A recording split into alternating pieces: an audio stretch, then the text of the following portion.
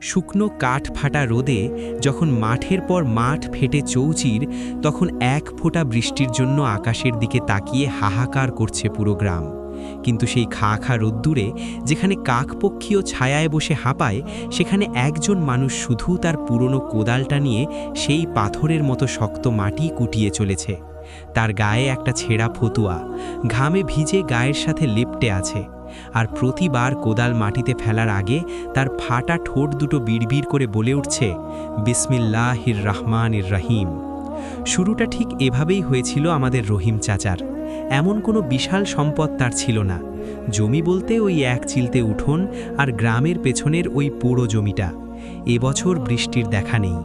আষাঢ় মাস শেষ হতে চলল, অথচ আকাশের মুখ একেবারে ভারী, এক ফোঁটা মেঘের দেখা নেই। গ্রামের মাতব্বর থেকে শুরু করে বড় বড় কৃষকরা পর্যন্ত হাল ছেড়ে দিয়েছে। অনেকেই গ্রাম ছেড়ে শহরে চলে যাচ্ছে, একটু কাজের আশায়, একটু বেঁচে থাকার আশায়।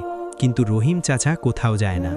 তার ঘরে অসুস্থ স্ত্রী আর দুটো ছোট ছোট ছেলে মেয়ে। ঘরে এক দানা চাল নেই। গত 3 দিন ধরে তারা শুধু ফ্যান খেয়ে আর পানি খেয়ে বেঁচে আছে। রহিম চাচার স্ত্রী আমেনা যখন ডুকরে কেঁদে ওঠে, তখন রহিম চাচা শুধু তার মাথায় হাত বুলিয়ে দেয়, নরম গলায় বলে, আরে কাঁদিস কেন? আল্লাহ কি আমাদের ভুলে গেছেন নাকি? সব তার ইচ্ছা। তিনি যখন পাঠিয়েছেন তখন রিজিকের ব্যবস্থাও তিনি করবেন। তুই শুধু আল্লাহর নামে ভরসা রাখ, বিসমিল্লাহ বলে শুরু করবি সব কাজ, দেখবি সব ঠিক হয়ে যাবে। আমেনা চোখের পানি মুছতে মুছতে বলে, কিন্তু ছেলে মেয়ে দুটো তো আর খিদে সহ্য করতে পারছে না, এভাবে আর কতদিন? রহিম চাচা দীর্ঘশ্বাস ফেলে। তার নিজের পেটেও খিদের আগুন জ্বলছে, কিন্তু মুখে সে হাসি মুখেই থাকে।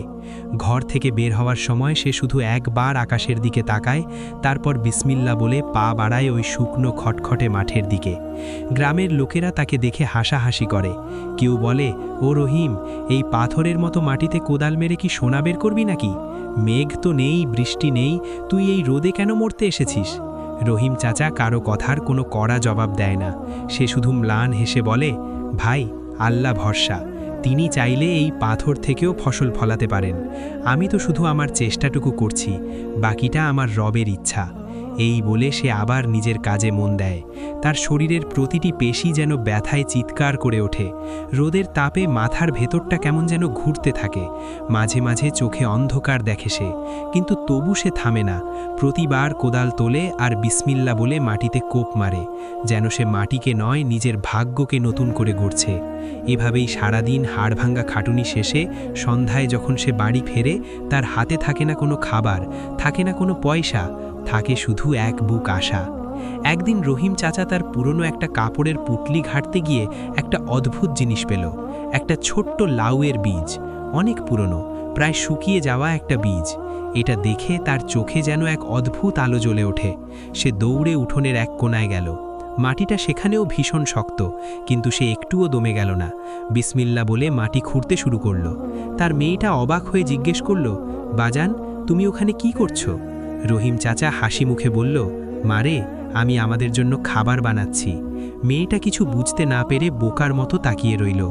রহিম চাচা খুব যত্ন করে সেই শুকিয়ে যাওয়া বীজটা মাটিতে পুঁতে দিল। তারপর তার নিজের খাবার জন্য যেটুকু পানি রাখা ছিল মাটির কলসিতে, সেখান থেকে এক আজলা পানি নিয়ে খুব সাবধানে সেই বীজের ওপর ঢেলে দিল। পানিটা নিমিষেই শুকিয়ে গেল তৃষ্ণার্ত মাটিতে। রহিম চাচা 2 হাত তুলে আল্লাহর কাছে মোনাজাত করল, হে আল্লাহ, আমার যা কিছু সম্বল ছিল আমি তোমার নামে, তোমার ওপর ভরসা করে মাটিতে পুঁতে দিলাম। এখন এই বীজ থেকে গাছ হওয়ার মালিক তুমি, আর আমাদের রিজিক দেওয়ার মালিকও তুমি। আমি শুধু বিসমিল্লাহ বলে শুরু করেছি, শেষ করার দায়িত্ব তোমার। রাত নেমে আসে গ্রামে। চারদিকে কেমন যেন একটা গুমোট গরম। ক্ষুধার জ্বালায় রহিম চাচার পরিবারের কেউ শান্তিতে ঘুমাতে পারে না। ছটফট করতে থাকে সবাই। রহিম চাচা শুধু দরজার কাছে বসে আকাশের দিকে তাকিয়ে থাকে। তার মনে কোনো সন্দেহ নেই, কোনো অভিযোগ নেই। সে জানে তার রব তাকে দেখছেন। সে জানে এই অভাব আর কষ্ট চিরদিনের নয়।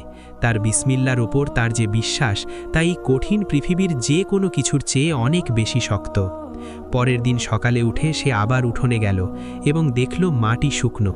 মাটি শুকনো খটখটে, কোথাও কোনো জীবনের চিহ্ন নেই। রহিম চাচার বুকটা একটুও কাঁপে না। সে আবারও বিসমিল্লাহ বলে সেই শুকনো মাটির ওপর একটুখানি পানি ঢেলে দেয়। নিজের তৃষ্ণা চেপে রেখে সে ওই মাটির নিচে লুকিয়ে থাকা বীজটার কথা ভাবে। দিন যায়, রাত আসে। ক্ষুধার জ্বালায় আমেনা এখন আর বিছানা থেকে উঠতেও পারে না। ছেলে মেয়ে দুটোর চোখ গর্তে ঢুকে গেছে, গায়ের হাড়গুলো যেন চামড়া ফুঁড়ে বেরিয়ে আসতে চাইছে। গ্রামের অবস্থা আরও ভয়াবহ। মাতব্বরের গোলায় যেটুকু চাল ছিল সব ফুরিয়ে গেছে। বড় বড় কৃষকদের জমিগুলো ফেটে একেবারে চৌচির হয়ে গেছে। সবাই এখন শুধু আকাশের দিকে তাকিয়ে চোখের পানি ফেলে। আর রহিম চাচা প্রতিদিন সকালে উঠে তার সেই ছোট্ট উঠোনের কোণায় যায়, বিসমিল্লা বলে এক আজলা পানি ঢালে। গ্রামের মানুষ এখন আর তাকে নিয়ে হাসাহাসি করে না। তারা ভাবে অভাবের তাড়নায় আর না খেয়ে খেয়ে মানুষটার হয়তো মাথা খারাপ হয়ে গেছে। কেউ কেউ পাশ দিয়ে যাওয়ার সময় বলে, রহিম ভাই, আর কতদিন এই শুকনো মাটিতে পানি ঢালবা? মেঘের দেখা তো নাই, আর তোমার ওই বীজ থেকেও কিছু বের হবে না। খামোখা নিজের কষ্ট বাড়াচ্ছ। কিন্তু রহিম চাচা কোনো জবাব দেয় না, শুধু মুচকি হাসে। তার বিশ্বাস একেবারে পাহাড়ের মতো অটল। সে মনে মনে বলে, আমার আল্লাহ ঠিকই দেখছেন। এভাবে কেটে গেল আরও 4টে দিন। পঞ্চম দিনের সকালে রহিম চাচা যখন উঠোনে গেল, তার চোখ দুটো যেন আটকে গেল। শুকনো ফাটল ধরা মাটির বুক চিরে ছোট্ট একটা সবুজ মাথা উকি দিচ্ছে, একটা ছোট্ট চারা গাছ। এই রোদ পোড়া বৃষ্টিহীন পৃথিবীতে ওই ছোট্ট সবুজ চারাটা যেন একটা বিশাল বড় মিরাক্কেল। রহিম চাচার দু চোখ বেয়ে ঝরঝর করে পানি পড়তে লাগলো। সে মাটিতে সিজদায় লুটিয়ে পড়ল, কাপা কাপা গলায় বলল, আলহামদুলিল্লাহ, আমার রবের দয়া কত বিশাল। সে দৌড়ে গিয়ে আমেনাকে ডেকে আনলো। ছেলে মেয়ে দুটো দুর্বল শরীরে খুঁড়িয়ে খুঁড়িয়ে ছুটে এলো। ওই ছোট্ট চারাগাছটা দেখে সবার চোখেই পানি, যেন তারা কোনো গাছের চারা নয়, একটা জীবন্ত আশা দেখতে পাচ্ছে। এরপর থেকে রহিম চাচার পুরোটা সময় কাটে ওই চারাগাছটার পাহারায়। সে রোদ থেকে বাঁচাতে নিজের একমাত্র ছেঁড়া গামছা দিয়ে একটা ছোট্ট ছাউনি তৈরি করে দেয়। নিজের ভাগের পানিটুকু নিজে না খেয়ে গলা শুকিয়ে কাঠ হয়ে গেলেও সে সেই পানিটুকু গাছটার গোড়ায় দেয়। দেখতে দেখতে গাছটা লকলক করে বাড়তে থাকে। এমন খরা আর অভাবের মাঝেও গাছটা যেন এক অদ্ভুত সজীবতায় বেড়ে উঠছে। চারপাশের মরা প্রকৃতির মাঝে ওই এক টুকরো সবুজ যেন আল্লাহর এক বিশাল বড় নিদর্শন। লাউয়ের ডগাটা খুব দ্রুত বাড়তে শুরু করল। কয়েকদিনের মধ্যেই সেটা উঠোনের বেড়া বেয়ে চালের উপর উঠে গেল। এত দ্রুত কোনো গাছ বড় হতে পারে তা গ্রামের মানুষ কখনো দেখেনি। তারা অবাক হয়ে রহিম চাচার বাড়ির বেড়ার ফাঁক দিয়ে উকি মেরে দেখে। রহিম চাচা যখনই গাছের গোড়ায় পানি দেয় বা ডালপালা ঠিক করে দেয়, তার মুখে শুধু একটাই কথা, বিসমিল্লাহির রহমানির রহিম। তার প্রতিটি নিঃশ্বাসে, প্রতিটি কাজে জড়িয়ে থাকে এই পবিত্র নাম। একদিন সকালে ঘুম থেকে উঠে রহিম চাচা দেখে লাউ গাছে সুন্দর সাদা একটা ফুল ফুটেছে। ফুলটা এত বড় আর এত সুন্দর যে চোখ ফেরানোই যায় না। রহিম চাচার মন আনন্দে ভরে যায়। কিন্তু তার পরিবারের অবস্থা তখন খুব খারাপ। না খেয়ে ছোট ছেলেটা ভীষণ জ্বরে পড়ে গেছে। ঘরে একটা কাঁচা পয়সাও নেই যে ডাক্তার দেখাবে বা একটু ওষুধ আনবে। আমেনা এবার আর কেঁদে বুক ভাসায় না। সে শুধু ফ্যাল করে তাকিয়ে থাকে ছেলের দিকে। তার চোখ দুটো একেবারে শুকিয়ে গেছে, কাদার মতো। এক ফোঁটা পানিও যেন আর চোখে অবশিষ্ট নেই। রহিম চাচা ছেলের শিররে বসে তার মাথায় হাত বুলিয়ে দেয়। বিড়বিড় করে পড়ে, বিসমিল্লাহির রহমানির রহিম। সে জানে যে আল্লাহ এত কষ্টের মাঝে ওই লাউ গাছে ফুল ফুটিয়েছেন, সেই আল্লাহ নিশ্চয়ই তার ছেলেকে সুস্থ করে দেবেন। সে কখনো নিরাশ হয় না। ফুল থেকে আস্তে আস্তে একটা ছোট্ট লাউ ধরল। রহিম চাচা সারা দিন ওই লাউটার দিকে তাকিয়ে থাকে। সে লাউটার গায়ে হাত বুলিয়ে দেয় আর আল্লাহর কাছে শুকরিয়া আদায় করে। লাউটা সাধারণ লাউয়ের মতো নয়, এটা যেন একটু বেশি দ্রুত বড় হচ্ছে। আর তার রংটাও কেমন যেন একটু আলাদা, খুব গাঢ় সবুজ। চারদিকে শুকনো বাতাসেও লাউটা যেন একদম তরতাজা। গ্রামের মানুষ বলাবলি শুরু করল, রহিম চাচার ওই লাউ গাছে নিশ্চয়ই কোনো জাদুর ব্যাপার আছে। তা না হলে এই খরার দিনে যেখানে এক ফোঁটা পানি নেই, সেখানে এত সুন্দর লাউ কিভাবে হয়? কিন্তু রহিম চাচা জানে এটা কোনো জাদু নয়, এটা শুধু বিসমিল্লার বরকত আর আল্লাহর উপর অগাধ বিশ্বাসের ফল। প্রতিদিন সকালে যখন সে লাউটার দিকে তাকায়, তার মনে হয় এটা শুধু একটা সবজি নয়, এটা তাদের বেঁচে থাকার একমাত্র আশা। লাউটা বড় হতে হতে এত বিশাল আকার ধারণ করল যে ডালটা যেন আর ভার সইতে পারছে না। রহিম চাচা খুব যত্ন করে লাউটার নিচে একটা বাঁশের খুঁটি দিয়ে ঠেকনা দিয়ে রাখল। সে ভাবল এই লাউটা বিক্রি করে সে ছেলের জন্য ওষুধ আনবে আর পরিবারের জন্য কিছু খাবার কিনবে। তার মনে একরাশ আশা, হয়তো এবার তাদের কষ্টের দিন শেষ হতে চলেছে। সে পরম মমতায় লাউটার গায়ে হাত বুলিয়ে দিল আর বুক ভরা শ্বাস নিয়ে বলল, বিসমিল্লাহ। পরদিন খুব ভোরে উঠে রহিম চাচা বিসমিল্লা বলে লাউটা গাছ থেকে সাবধানে কেটে নিল।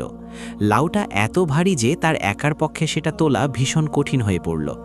তবু মনের প্রবল জোরে সেটা কাঁধে তুলে নিয়ে সে গ্রামের হাটের দিকে রওনা দিল। হাটে তখন তেমন কোনো লোক নেই, খরার কারণে সবার অবস্থাই খুব বেশি খারাপ, বেচাকেনা প্রায় নেই বললেই চলে। চারদিকে শুধু হতাশা আর অভাবের ছাপ স্পষ্ট দেখা যায়। রহিম চাচা হাটের এক কোণায় তার সেই বিশাল লাউটা নিয়ে খুব চুপচাপ বসল। এত বড় তরতাজা সবুজ লাউ দেখে হাটের কয়েকটা লোক অবাক হয়ে এগিয়ে এলো।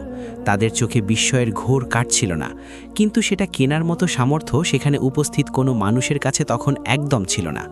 রহিম চাচার বুকটা একটু কেঁপে উঠল, কারণ ছোট ছেলেটা বাড়িতে প্রচণ্ড জ্বরে ভীষণ ধুঁকছে। আজ যদি লাউটা বিক্রি না হয় তবে তার অসুস্থ ছেলের আসলে কি উপায় হবে? সে চোখ বন্ধ করে মনে মনে বলল, ইয়া আল্লাহ, তুমিই তো একমাত্র মহান রিজিক দাতা, তোমার উপর পুরোপুরি ভরসা করেই তো আমি আজ এই হাটে লাউটা নিয়ে এখানে এসেছি। ঠিক এমন সময় হাটে একটা সুন্দর ঘোড়ার গাড়ি এসে হঠাৎ করে থামল। শহরের এক বড় হেকিম সাহেব এসেছেন এদিকে কোনো এক কাজে। তার তীক্ষ্ণ নজর পড়ল রহিম চাচার লাউয়ের ওপর। তিনি অবাক হয়ে গাড়ি থেকে নেমে দ্রুত পায়ে এগিয়ে এলেন। এই ভয়ঙ্কর খরা আর তীব্র অভাবের মাঝে এমন সতেজ, নিখুঁত আর বিশাল লাউ তিনি নিজের জীবনেও কখনো দেখেননি। হেকিম সাহেব খুব কাছে এসে বড় লাউটা অনেক ভালো করে নেড়েচেড়ে দেখলেন। তার মনে হলো কোনো এক অত্যন্ত দুর্লভ ও বিশেষ ওষুধের জন্য ঠিক এমন একটা তরতাজা আর সজীব জিনিসেরই তার খুব বেশি দরকার ছিল।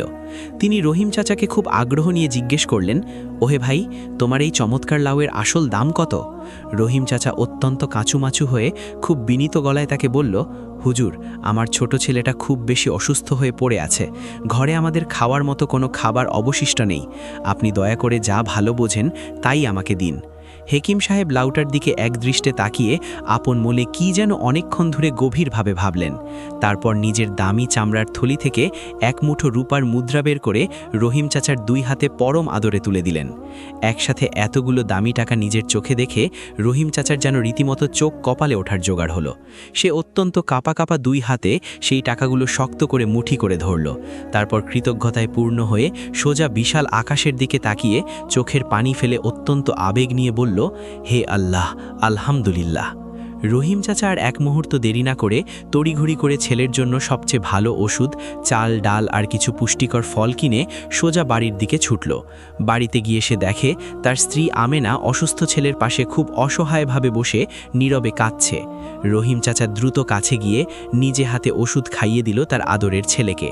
তারপর আমেনা রান্নাঘরে গিয়ে অনেক যত্ন করে সেই চাল ডাল দিয়ে সুন্দর করে রান্না করল। দীর্ঘ অনেকগুলো দিন পর পরিবারের সবাই মিলে একসাথে পেট ভরে তৃপ্তি নিয়ে খেল।